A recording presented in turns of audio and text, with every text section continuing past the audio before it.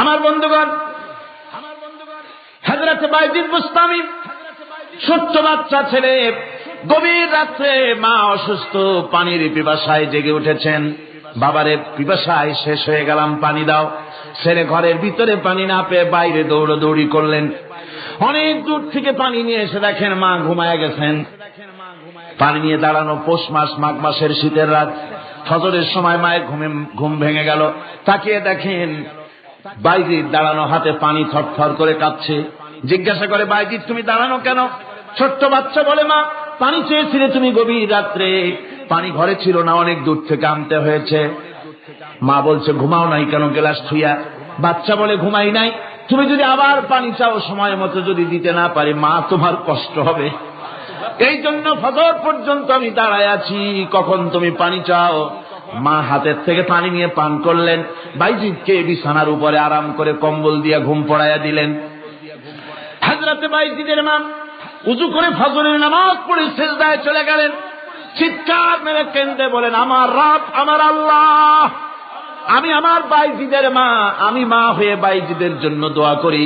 বাইজিদ আমার জন্য আজকে যা করেছে, আমি মা, আমার কলিজা ঠান্ডা হয়ে গেছে। হায় আল্লাহ, আমি বাইজিদের জন্য দোয়া করি, তুমি তাকে সুলতানুল আরিফিন বানাইয়া দিও। মঞ্জুর হয়ে গেল আল্লাহ পাকের কাছে দোয়া। আমার ভাইরা, আল্লাহ পাক বলছেন, খবরদার, আমার ইবাদতের পরে মা বাপ, আল্লাহর ইবাদতের পরে কারা? মা বাপ। মা বাপকে সম্মান করো, শ্রদ্ধা করো, মোহাব্বত করো, কিসমত খুলে যাবে, কিসমত খুলে যাবে। মা বাপকে সম্মান করো। হযরত আবু হুরায়রা রাদিয়াল্লাহু তাআলা আনহু রাসূলের সামনে এসে কাঁদতেছে। হুজুর বলছেন, আবু হুরায়রা কাঁদো কেন? কাঁদো কেন? রাতের বেলা কাঁদো কেন? হযরত আবু হুরায়রা বলছেন, হুজুর আমাকে মা মেরেছেন। হুজুর বলছেন, মা মারলো কেন? কোন অপরাধ করেছো? কোন গোস্তাখি করেছো? আবু হুরায়রা বলছেন, না হুজুর, কোন গোস্তাখি করি নাই, তবে মারলো কেন? হযরত আবু হুরায়রা বলছেন, হুজুর আমি আপনার দরবার থেকে ফিরতে রাত হয়ে গিয়েছিল। মা জিজ্ঞেস করলেন, আবু হুরায়রা এত রাত্রে কোথায় ছিল? বললাম, আমি ছিলাম যে কদম চুমতে পারলে দুনিয়া ধন্য হয়, সেই দরবারে নববীর কদম মোবারক থেকে আসতে আমার দেরি হয়েছে। আমার মা মুশরিকা, আপনার নাম শুনে তার গায়ে আগুন জ্বলে উঠলো, আমাকে ধরে মারা আরম্ভ করলো। বলল, হয় আমার বাড়ি ছাড়বি, আর না হয় মুহাম্মদ সাল্লাল্লাহু আলাইহি ওয়াসাল্লামের দরবার ছাড়বি। আমি বললাম, আমার মা, তুমি বুড়ি মানুষ, তোমার গায়ে যত শক্তি আছে সমস্ত শক্তি দিয়ে আমারে পিটাও, আমারে মারো। মারতে মারতে আমাকে বাড়ি থেকে তুমি বের করে দাও। তোমার বাড়ি শুদ্ধ, তাম দুনিয়া ছেড়ে দিতে পারি, আল্লাহর নবীর কদম মোবারক ছেড়ে দিতে পারি না। হুজুর, আমার মা আমাকে গলা ধাক্কা দিয়ে বের করে দিয়েছেন। হুজুর বলছেন, আবু হুরায়রা, তোমার মা তোমাকে মেরেছে, তুমি আমার কাছে নালিশ করছো? আমার তো এখানে ইন্টারফেয়ার করার কিছুই নেই। সুবহানাল্লাহ, সুবহানাল্লাহ। মা তোমাকে মেরেছে, এখানে আমার করার কিচ্ছু নাই। বিশ্ব নবী বলছেন, এত বড় পাওয়ারফুল নবী, লেজিসলেটিভ পাওয়ার, সারে আল্লাহ তাকে বানিয়েছেন শরীয়ত প্রণেতা। কোরআন শরীফ, কোরআন শরীফই শুধু হালাল ও হারামের, হালাল এবং হারামের, বৈধ এবং অবৈধের সীমারেখা শুধু কোরআনই ঠিক করেন, রাসূলের জন্য আল্লাহ ছেড়ে দিয়েছেন। আল্লাহ রাসূলও হারাম, হালাল এবং হারামের বৈধ, বৈধতা অবৈধতার সীমারেখা নির্ধারণ করেছেন। এত বড় ক্ষমতা তার, এত বড় পাওয়ারফুল বিশ্বনবী, তিনি বলছেন, মা মেরেছে, আমার করার কিছু নাই। চিন্তা করেন কত বড় কথা, এ কথার লোড কত। হযরত আবু হুরায়রা বলেন, ইয়া রাসূলুল্লাহ, মা মাকে মেরেছেন, আমি আল্লাহর নবীর কাছে মায়ের বিরুদ্ধে নালিশ করতে আসি নাই। বললেন, কেন এসেছো? হযরত আবু হুরায়রা বলেন, হুজুর এসেছি একটা কারণে, আমি জানি আল্লাহ নবী যদি আল্লাহর দরবারে হাত উঠায়া কোনো জিনিস বলে, আল্লাহ রাব্বুল আলামিন সঙ্গে সঙ্গে মঞ্জুর করে নেন। হুজুর আমি এসেছি, মেহেরবানি করে দোয়া করুন আমার মাকে যেন আল্লাহ হেদায়েত নসিব করে দেন। আল্লাহ নবী হাত উঁচু করে বললেন, আল্লাহুম্মা হিদি উম্মা আবি হুরায়রা, আয় আল্লাহ আমি দোয়া করি আবু হুরায়রার মাকে তুমি হেদায়েত নসিব করে দাও। রাসূলুল্লাহ দোয়া করছেন আর আবু হুরায়রা সমানে দৌড়াচ্ছেন। তিনি দৌড়াচ্ছেন, পিছন থেকে কয়েকজনে আবু হুরায়রার জামা টেনে ধরেছে, দৌড়ো। তাদের জানা আবু হুরায়রা খুব ভদ্রলোক মানুষ, কোন ঝড় ঝামেলার মধ্যে থাকে না, রাগ সাগ করে না, চিৎকার মারে না, দৌড় মারে না, এত ভদ্র শরীর, দৌড়ে কেন? না জানি কোন বিপদ বুঝি ঘটে গেছে। পিছন থেকে জামা টেনে ধরে বলে দৌড়াও কেন? হযরত আবু হুরায়রা জামা সাহাবীর হাত থেকে ছিনায় নিয়ে বলেন, জামা ছেড়ে দাও, আমাকে দৌড়াতে দাও। আমি দৌড়াইয়া বাড়ি যে দেখতে চাই, আমি দৌড়াই আগে আমার বাড়ি পৌঁছতে পারলাম না, আমি যাওয়ার আগে আমার আল্লাহর নবীর দোয়া আমার বাড়ি পৌঁছে গেছে, আমি এইটা দেখতে চাই। হযরত আবু হুরায়রা বাড়িতে গিয়ে দরজা নক করলেন, ভেতর থেকে আওয়াজ এলো, কে? হযরত আবু হুরায়রা বলেন, মা আমি তোমার আবু হুরায়রা ফিরে এসেছি। মা বলছেন, বাবা অপেক্ষা করো, দরজা খুলতেছি। হযরত আবু হুরায়রা বলেন, মায়ের গলার আওয়াজের ভিতরে শিরকিয়াতের কর্কশতা পেলাম না, মায়ের গলার আওয়াজের ভিতরে তাওহীদের গন্ধ পেলাম। আর মনে হলো নবীজির নিক্ষিপ্ত তীর তার নিশানায় পৌঁছে গেছে। কিছুক্ষণ পর মা আমার বেরিয়ে এলেন, মাথা থেকে চুলের থেকে বুড়ি মানুষ, সাদা চুলের ভিতর থেকে পানি পড়তেছে। মা বলল, বাবারে তোমারে মারার পর আমি বড় অনুতপ্ত হয়েছি, অনুশোচনা করেছি, আমি গোসল করেছি, মনে মনে ভাবলাম আমার ছেলে তো কোনো খারাপ জায়গায় যায় নাই, কেন তারে মারলাম? আমি বড় লজ্জায় পড়েছি তোমারে মেরে।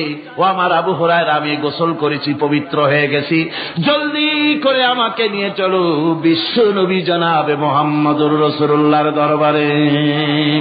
হযরত আবু হুরায়রার মা ঘোষণা করলেন, আশহাদু আল্লা ইলাহা ইল্লাল্লাহু ওয়াহদাহু লা শারীকা লাহু ওয়া আশহাদু আন্না মুহাম্মাদান আবদুহু ওয়া রাসূলুহু।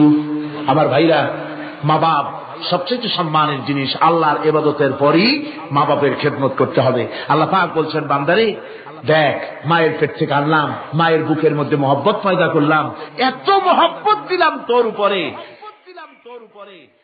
যে কোনো বিদেশে যান, যেখানে যান, বাড়িতে ফিরলে পরে সকলে ছেলে মেয়ে ভাই বোন সবাই দেখবে সুটকেসে আমার জন্য আনছে কি। সবাই চিন্তা করবে আমার জন্য কি এনেছে। একমাত্র মা সন্তানের মুখের দিকে তাকাবে, কখন খাইছে সে। সুবহানাল্লাহ, সুবহানাল্লাহ, আমার বাসার মুখখানা শুকনা, তুই বুঝি আজকে কিছু খাইস নাই। বিদেশে যেসব সন্তান থাকে, মা কাটা কবুতরের মতো ছটফট করে। আমার ছোটবেলার কথা আমি দেখেছি শর্ষিরা মাদ্রাসা পড়তাম, আব্বা টাকা দিতেন মাদ্রাসায় যাওয়ার সময়, আবার মা আবার মুরগির ডিম বিক্রি করা, বিভিন্ন জিনিস বিক্রি করা বা বাজার করা পয়সা, উদ্বৃত্ত কিছু পয়সা আব্বার অজান্তে আমার হাতের মুঠার মধ্যে দিয়ে দিতেন। যখন মাদ্রাসার দিকে রওনা হয়েছি, পর্দার আড়াল থেকে দরজা থেকে দেখতাম, যতক্ষণ তাকায় দেখতেছি চোখ থেকে পানি দল করে পড়তেছে। সুবহানাল্লাহ, মা কি জিনিস! আল্লাহ আল্লাহ আল্লাহ। বিদেশে যদি কারো সন্তান মারা যায়, সবার জানার আগে কবি বলতেছেন, বিদেশে বিরাজ্য যার পুত্র মারা যায়, পশু পক্ষী না জানিতে আগে জানে মায়। মায়ের কই যার তারে টান লেগে যায়, মা বুঝতে পারে আমার সন্তানটা নাই। আহারে মা!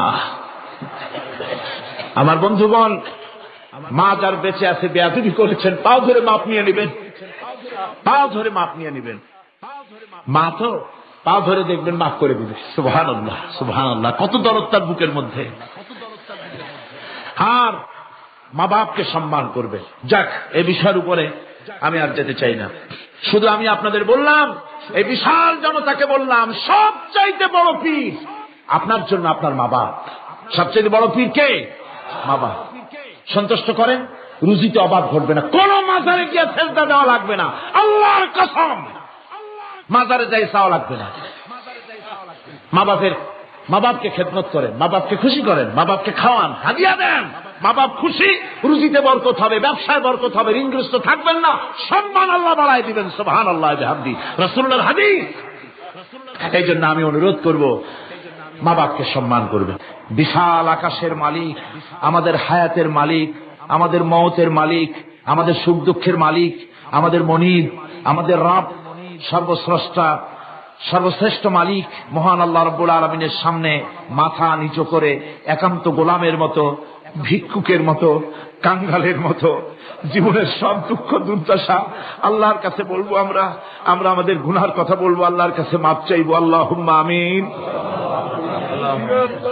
রব্বানা ظلمنا أنفسنا وإن لم تغفر لنا وترحمنا لنكونن من الخاسرين ربنا ظلمنا أنفسنا وإن لم تغفر لنا وترحمنا لنكونن من الخاسرين ربنا لا تزغ قلوبنا بعد إذ هديتنا وهب لنا من لدنك رحمة إنك أنت الوهاب رب العالمين আমাদের গুনার দিকে নজর করো না, আমাদের গুনার দিকে তাকায়ো না।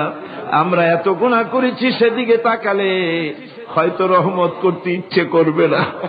আয় আল্লাহ, আমাদের গুনার দিকে তাকায়ো না, আমাদের চোখের দিকে তাকাও, আর আমাদের মুখের কাকুতি মিনতির দিকে তাকায়া আমাদের জিন্দেগির গুনাহ আল্লাহ মাফ করে দাও। রব্বুল আলামিন, এই 5 দিন তাফসীর করতে গিয়ে যদি কোনো ভুল আমি করে থাকি, আয় আল্লাহ, আমি মানুষ, ইলম কালাম নাই, আমি যদি কোনো ভুল করে থাকি আল্লাহ তুমি দয়া করে আমাকে মাফ করে দাও। কোনো ভুল কথা যদি বলে থাকি তোমার বান্দাদের স্মৃতি থেকে তা মিটাইয়া দাও। আয় আল্লাহ, হক কথা যা বলেছি, কোরআনের কথা, হাদিসের কথা, তেলাওয়াত যা হয়েছে, জিকির আজকার হয়েছে, আল্লাহ এতে তুমি খুশি হয়ে যে সওয়াবটুকুন দিবে, আল্লাহ দয়া করে সওয়াবটুকুন সরওয়ারে কায়নাত, আশরাফুল আম্বিয়া, সাইয়্যিদুল মুরসালিন, রাহমাতুল লিল আলামিন জনাবে মুহাম্মদুর রাসূলুল্লাহ সাল্লাল্লাহু আলাইহি ওয়াসাল্লামের রূহ মুবারকে পৌঁছায়া দাও। রব্বাম, পৃথিবীর মাটির নিচে যত মুমিন মুমিনাত শুয়ে আছে আল্লাহ, তাদের আরওয়ার পরে সওয়াব পৌঁছায়া দাও। রব্বুল আলামিন, আমরা বড় গুনাহগার। এই মুহূর্তে মনে পড়ে গেল আমাদের আব্বাজানের কথা, আমাদের মার কথা মনে পড়ে গেল। আল্লাহ, আয় আল্লাহ, আমাদের আব্বাজান যারা কবরে চলে গেছে, আমাদের জন্য কত কষ্ট করেছেন আল্লাহ, বাপজানের কবরটাকে বেহেশত বানাইয়া দাও। রব্বুল আলামিন, আব্বার কথা কি বলা যায়? আমাদের মানুষ করার জন্য কত কষ্ট করেছেন, কত মিথ্যা মামলা করেছেন, কত বাড়ি ঘর করে গেছেন আমাদের জন্য। একটা পয়সা নিয়ে যান নাই, কিছু নিয়ে যায় নাই, খালি হাতে চলে গেছে। আল্লাহ, বাপজানের কবরটা বেহেশত বানাইয়া দাও। রব্বুল আলামিন, জনম দুঃখিনী মা, আমাদের মা যাদের বিদায় হয়ে গেছে আল্লাহ, বেহেশতের বাগান বানাইয়া দাও কবরটারে। আল্লাহ, কবরগুলিকে জান্নাতুল ফেরদাউস বানাইয়া দাও। রব্বির হামহুমা কামা রব্বায়ানি সগীরা, রব্বির হামহুমা কামা রব্বায়ানি সগীরা। আল্লাহ, রব্বির হামহুমা, তুমি তো রহমান, রব্বায়ানি সগীরা, তুমি জব্বার আল্লাহ, তুমি সত্তার, আমাদের দিকে তুমি তাকাও। তুমি মুমিন, তুমি মুতাকাব্বির, তুমি সত্তারুল উয়ুব। আল্লাহ, আমাদের দিকে তাকাও, আমাদের দিকে তাকাও। আয় আল্লাহ, এইভাবে করে মায়ের কাছে দাঁড়ায়া যদি মা মা বলে যদি কাঁদতাম, এমন নিষ্ঠুর মা নাই যে কোলে না নিয়ে পারে। আল্লাহ, মায়ের চাইতে লক্ষ গুণে মায়া তোমার বেশি, আমাদেরকে রহমতের কোলে টেনে নাও। আয় আল্লাহ, যত মানুষ মাহফিলে হাত উঁচু করছে, যত গুনাহ আছে আজকের মাঠ থেকে কেউ যেন গুনাহ নিয়ে বাড়ি না যায়। আল্লাহ, আমাদের শিরক গুনাহ মাফ করো, আমাদের বেদাতের গুনাহ মাফ করো, চুরি ডাকাতির গুনাহ মাফ করো, মানুষ হত্যা করার গুনাহ মাফ করো, জেনা করার গুনাহ মাফ করো। বিদায় হয়ে গেছে আল্লাহ, রব্বুল আলামিন বাংলাদেশ আমাদের প্রিয় জন্মভূমি, আল্লাহ কবরগুলিকে জান্নাতুল ফেরদাউস বানায়া দাও। রব্বির হামহুমা কামা রাব্বায়ানি সগীরা। রব্বুল আলামিন আমাদের দোয়া তুমি কবুল করো আল্লাহ। দোয়া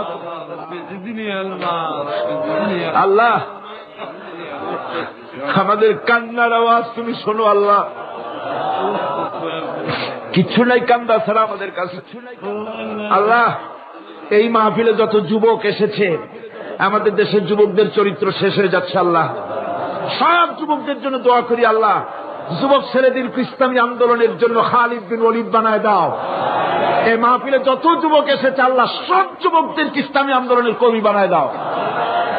আয় আল্লাহ, বাংলাদেশের সেনাবাহিনী, বাংলাদেশের বিডিআর তোমার দরবারে মঞ্জুর করো, তাদের সিনায় হিম্মত দাও। বাংলাদেশের পুলিশ বাহিনী ইমাম দিয়া কলজেটারে ভরিয়ে দাও। বাংলাদেশের সেনাবাহিনী, air force, land force, BDR, police, এদের কলিজায় এত বড় ইমান দাও যে ইমানের জোরে বাংলাদেশের প্রতি ইঞ্চি জমিন রক্ত দিয়ে হেফাজত করতে পারে।